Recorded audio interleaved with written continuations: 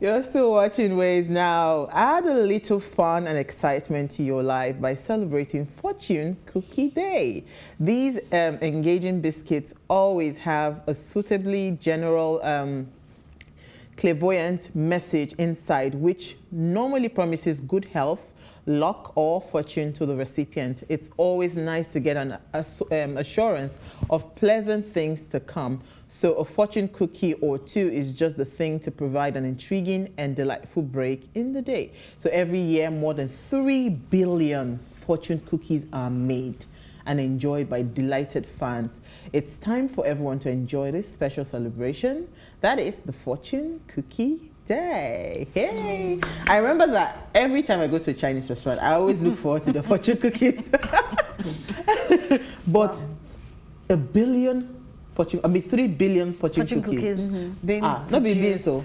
This is big business. It's Chinese, so they have that kind of, they have a lot of they believe in proverbs, yes, proverbs, all of that, things like that. They in Nigeria will say this. We call it fortune in Oyibo, but in Nigeria will say that jazz, because in some cases, some people say, oh, like when you have a fortune cookie predicts something, it sometimes comes true. So you try to avoid the bad ones and stick to the good ones, or you rebuke the bad ones and stick to the good. You can't relate. So you've never had a fortune cookie? No. You're missing. Okay. And they have it a lot on games as well. Online games. Me and you. I like that. Auntie, what did you find for us in this? You should actually go to a Chinese restaurant. I do go to Chinese restaurant. So how come you've never gotten a fortune cookie? I thought that the kind of food I like is food. I don't have time for this. Not the fortune cookies. Well, inside. I'm going to do my own with all those ones. Like, I leave my house to come and eat fortune cookies.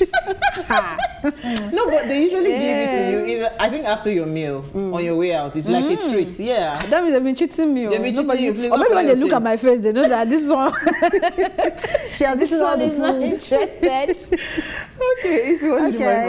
my story goes thus: that sit at home, gunmen invade Imo school, chase the WASC candidates away.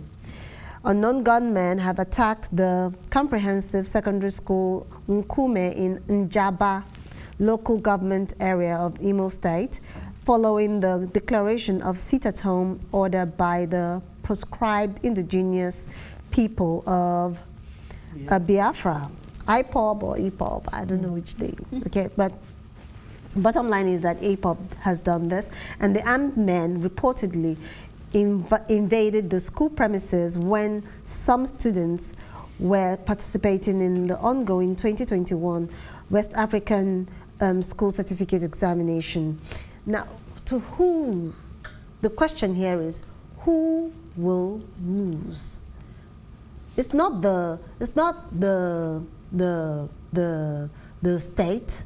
It's actually the parents that are going to go through this pain. Is it just the parents? So when I saw the news, I was thinking about the impact of this on education in that area. Now, we know what has happened with education in the north and what's the unrest and everything has done. Yes. And we can to an extent say that we are not the worst, or in the East is not the worst when it comes to education. But if this is what is happening now, who is to say what will happen in the next 5 years? What will be this impact to us? Because I don't think WAEC or is it WASCAIVA, yeah, electrocutionist, no electrocution. I don't think anybody is going to wait for them because they didn't have the exam, and those children are going to miss out. So I don't know what is happening. It's actually interesting that you're saying it from the region. So I would have thought that IPOB leaders should be smart enough to say, you know what, I would not deprive the children, my own people, because what you're doing. Why do you expect smartness from IPOB leaders? You don't get it. It means that there are some. They are not thinking through the process. That's what I'm telling you. You are having high expectations. No. But you should think that I with agree. the kind of leader But your they expectation, have, who is the leader? it's not Nnamdi Kanu. So you actually have high expectations of Nnamdi He Kanu? seems to me like he's a smart person. I do not know. I'm just saying. Okay. You would have thought that you would not deprive my children of this thing. You know, somebody actually called in on a radio show this morning as I was driving, and the person said that the daughter has resumed the university. That in the university currently, now I can't remember which of the universities, but one of the universities in the East, the university, every Monday, no lecturer will even answer you. You can't go anywhere. So he has told the daughter, sit in the hostel. That's one. Then he said, even now they've extended it to Tuesday. That's according to his report. Absolutely. They have extended it to Tuesday, that the child cannot go out on Tuesday. So technically, you're losing Monday, Tuesday. You only have Wednesday, Thursday, Friday to go to school. That's sad. This is because of the fact that Nnamdi Kanu was arrested. That's a commemoration of Nnamdi Kanu being arrested on a Tuesday. So for me, I would say that they should have thought this through without putting the children at stake, the future at stake, and putting the children in harm's way. What if there was an emission of a gunshot for some reason? My aunt was telling me, and somebody had died. Of a distant aunt of mine who was accosted by these people. She was coming back from Cotonou. They burnt. In fact, everybody in the bus was scared, killed. Oh my goodness! All her goods were burnt. In fact, she escaped by the grace of God, and then she ran into somebody's house. The person took her in. She had to stay there for about 3 days. She was on drip. You know, so what is happening in the East is your crazy. Own people. And that is why I'm saying you cannot use the word smart and Nnamdi Kanu in the same sentence, because I understand what it means to be marginalized in the East and what the issues are, but the way we are going about it, I'm sorry, it's not the way we're supposed to go about it. So it is sad. People are going through a lot with what is happening. It is a by force order, and I don't know if the federal government. I don't know if the federal government what's the goal of this? Ready to do anything and do it right, but something needs to be done. There was something else he also said that also resonated with me. The fact that we have them coming in to tell the children not to go to school, that means that they're imposing it on them. They're imposing it on them. It's not like they wanted to support. Yeah, so nobody's sitting at home because they want to support him. It's because of the guys on the road that is forcefully using violence and guns and everything. That's why they're being at home. Yeah. So saying that he has the power or he's smart or anything, I don't know. Let's just move on before I was say really, the one that honestly speaking, I thought, will not want to I give up. But it's okay. It's sad. What did you my story, yes. We're still talking of the resident doctors and the strike. They started the strike on the 2nd of August. So let's continue counting it in our minds. So my headline is talking about human rights activist and senior advocate of Nigeria, Femi Falana, who will be representing the Nigerian Association of Resident Doctors in their legal battle with the federal government. This was disclosed by the chairman of the chairman of communication of the association. Recall that barely 2 weeks after the resident doctors started the strike, the federal government's Ministry of Labour and Employment, through the minister Chris Ngige, took the doctors to the National Industrial Court to explain why the no work, no pay rule should not be applied to them. And that case was adjourned to the 15th of September. That's this week, right?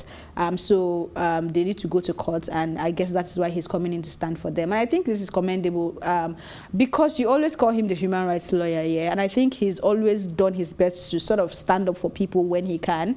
And recall that when they went to the court and the judgment of the court was being misinterpreted by the ministry, he was the only one who actually came out to speak out for people to understand that what the court actually said was, I think, hold of all hostility, right? Not that they shouldn't go on strike. Yeah, it's maintain status quo. That was their word. Yes, so he has always been there to say something or do something. So I'm glad that they have somebody like him to represent them on today's 13th, right? Yeah. So on the 15th. Is it pro bono? Is it pro bono? Yeah, usually, that is what I don't know. Usually they will do that pro bono. But I was going to say to you that, you know, Lami had taken a story, not Lami, Milola had taken a story on Friday on them meeting President Buhari. Yeah. So I don't know if that meeting, the headway... Meeting the president or the presidency? The president meeting them, the president himself. Buhari met with the Residents Doctors Association. So we do not know what the outcome of that is, you know, and this news why they still going to court. Reported 4 hours ago. Yeah. So I guess the meeting did not have... Okay, so EU appoints, this is in link, I mean, related to what we're talking about today. So I saw the story, I said, yay!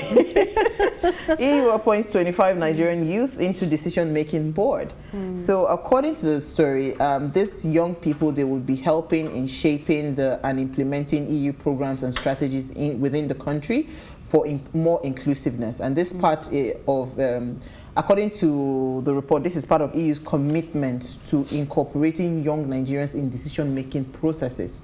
And the EU believes that the future of Nigerians will largely depend on the ability to provide young Nigerians with opportunities for employment, education, health, and access to decision-making processes. So whilst we are busy yapping and all over the place, some people are thinking and are looking at it that yes, there's a pool of great minds amongst the young people. So how can we harness that? So congratulations to the 25 members that have been appointed into the board. So on that note, we'll take a break. When we return from the break, we're going to be discussing young people, youth participation, right, in politics. Stay with us, we'll be right back.